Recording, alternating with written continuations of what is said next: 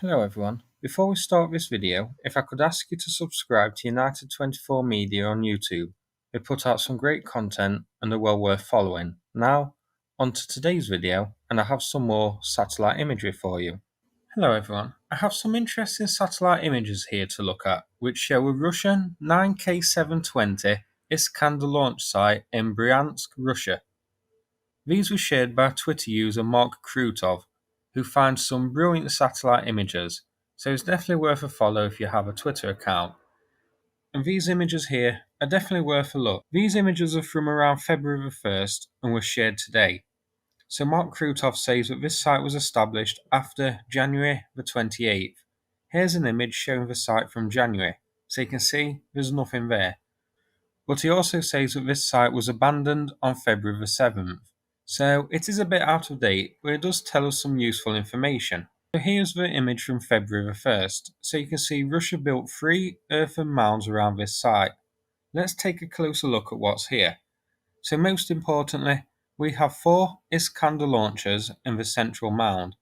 Now, I can't see any tracks leading from the Iskanders to here, yet we do see vehicle tracks from smaller utility vehicles and vehicle tracks surrounding the mounds. So it could be that these were here before the snow fell, or fresh snowfall covered the tracks is most likely. But it does seem that these have been stationary in this location for a little while, for a couple of days possibly. Next to them is an earthen mound with equipment behind it, then to the left another pile of various equipment. Now the fact that Russia built earthen mounds despite this being in Russian territory tells us that they were concerned about a possible attack. But they, quite foolishly, put each Iskander behind the same mound, which beats the purpose. If these were hit, it's possible we could have seen all of these Iskanders lost with just one strike. Here I've zoomed in on the Iskanders so you can see them a little bit better. You can also see a couple of utility trucks nearby. I wonder if these trucks are to drive the crew to the Iskanders. Again, we can see tracks around the earthen mound. These are possibly from excavators and loaders which created it. Who knows, none of them seem to be coming from the Iskanders themselves, but it is possible that the tracks just aren't visible on this image, maybe lost during the Iskander missile's launch. Now I want to have a look at the track marks. Numbers 1 and 2 lead into the wooded area, number 3 leads off screen, and number 4 leads to a pile of supplies. So number 4 is likely from a utility truck which drops stuff off here. Track number 3 appears to be from the small utility vehicles which you can see near the Iskanders. Tracks 1 and 2 appear to go around the earthen mounds. I do wonder if these are actually from the Iskanders themselves, showing the route which they took here, and we just can't see the tracks leading directly behind them for whatever reason. Track number 3 we can see goes off screen, and it would be interesting, if more imagery was available, to follow it and see where they come from. Final image, this one is from February the 7th. The site is abandoned. There has been fresh snow unfortunately, so the tracks aren't available. If they were, it may give us an idea as to which direction these Iskanders headed and where they were possibly based. So this tells us that Russia uses these sites for a small amount of time only, little over a week. Here's their location on Google Maps. So it's in a clearing in some woods near a small town called Alenovka. This, as you can see here, is over 60 kilometers to the border, and missiles from this site were heading likely towards Kiev. Missiles from this site were likely heading towards Kiev because the launchers are orientated towards the southwest in the direction of Kiev. Let's take a look at the second Iskander site now. So here it is. This one is very close to the first, by the way. This image is from January the 28th and shows an earthen berm under construction. And here we have another image, this one from February the 8th, showing burnt, damaged and trampled terrain. If you look closely, you can see 4 markings in the snow where Iskander launchers were. Now they aren't here now, so the site had been abandoned before this image was taken, but it does show that 4 Iskander missile launchers were positioned here at some point. Here we can see the tracks quite clearly. So again, these Iskander launchers are aimed towards the southwest, the most likely target again being Kiev, or at least targets in and around the Kiev area. The tracks lead onto a road heading southeast. Now, I was hoping this road would lead to a nearby obvious military base, but unfortunately, the road does branch off into different directions a little bit further down, so it is impossible to say for sure where these were heading from. There are a lot of military camps and military sites in this region, so these Iskanders could be coming from any of those. Here's a map showing the sites in relation to each other, so you can see that they are very close. So this tells us a bit about Russia's operations. It seems that they select these sites and then quickly build a temporary firing position, protected by an earthen berm.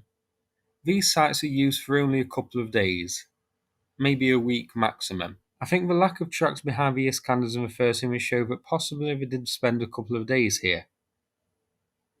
Before then, the site is abandoned before it can be tracked and targeted. It's possible that this site is abandoned immediately after the first firing mission is complete. The Iskanders may be just parking here for a couple of days to wait for the go-ahead, launch the rockets, and then leave. Such tactics will make it difficult for Ukraine to target these Iskander launch sites.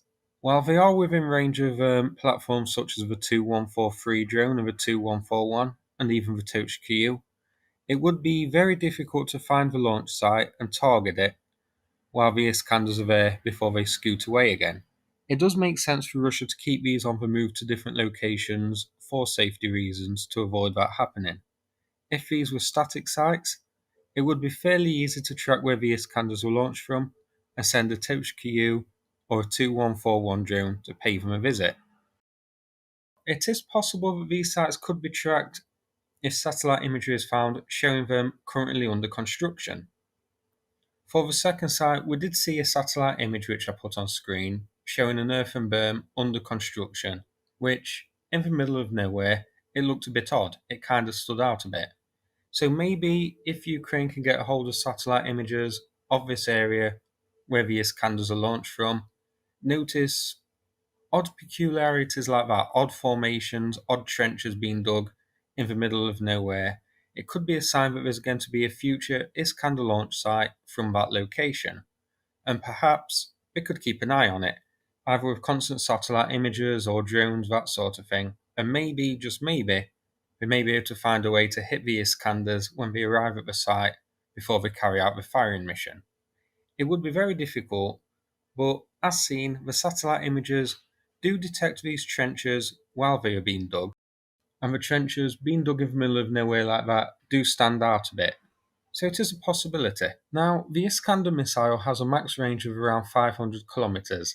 So before we finish, here, I've added a radius circle to the map to show where these Iskanders could hit from the launch positions. So given their orientation, these are aimed towards Kyiv, and as you can see, Kyiv is well within range of these Iskanders. Russia has 160 Iskander launchers in service. So far, not a single one has been lost, so being able to hit an Iskander would be a pretty good scalp for Ukraine. Russia has lost quite a few rocket and missile systems though.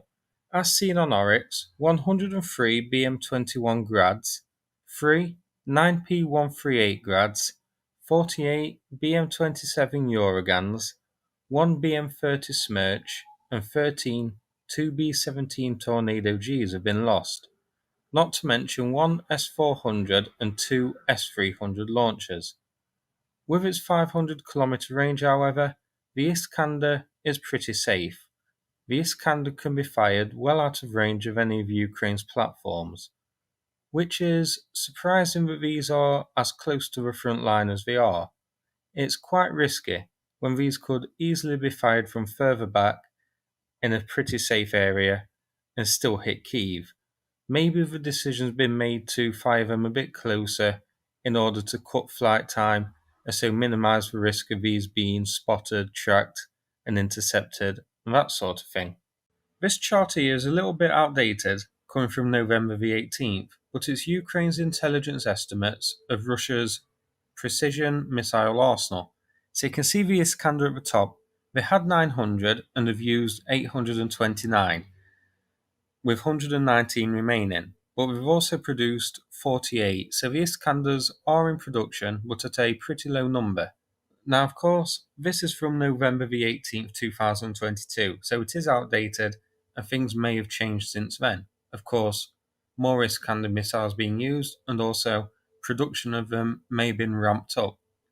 But I thought it worth a quick look at before we finish the video. So that's the end of the video. If you found it interesting, please click like and subscribe. I'd appreciate it. Thanks for watching and take care everybody.